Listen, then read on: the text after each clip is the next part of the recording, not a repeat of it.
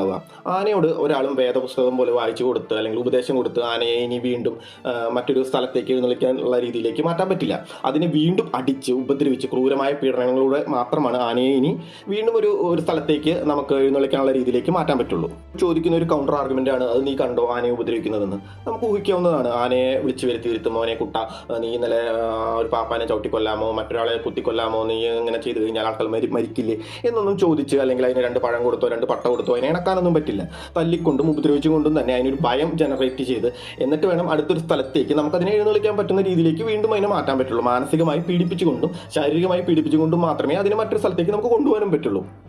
അടുത്തൊരു counter argument ആയിട്ട് വരുന്നത്, നിങ്ങൾ കോഴിയെ കൊല്ലുന്നു എന്നിട്ട് അതിനെ തിന്നുന്നു, അല്ലെങ്കിൽ ബീഫ് തിന്നുന്നു, പന്നിയെ കൊന്നു അത് തിന്നുന്നു, അപ്പോൾ അപ്പോഴൊന്നും ഇല്ലാത്ത ഒരു മൃഗസ്നേഹം നിങ്ങൾക്ക് എന്താണ് ആനയോട് മാത്രമെന്നാണ് അടുത്തൊരു കൗണ്ടർ ആർഗ്യുമെന്റ് ആയിട്ട് ഈ ആനസ്നേഹികൾ എന്ന് പറയുന്ന പൂരപ്രേമികൾ പറയുന്നത്, അല്ലെങ്കിൽ അവർ ചോദിക്കുന്നത്. മനുഷ്യൻ കൊന്നു തിന്നുന്നത് എന്തിനാന്ന് വെച്ച് കഴിഞ്ഞാൽ മനുഷ്യന്റെ ജീവിതത്തിന്റെ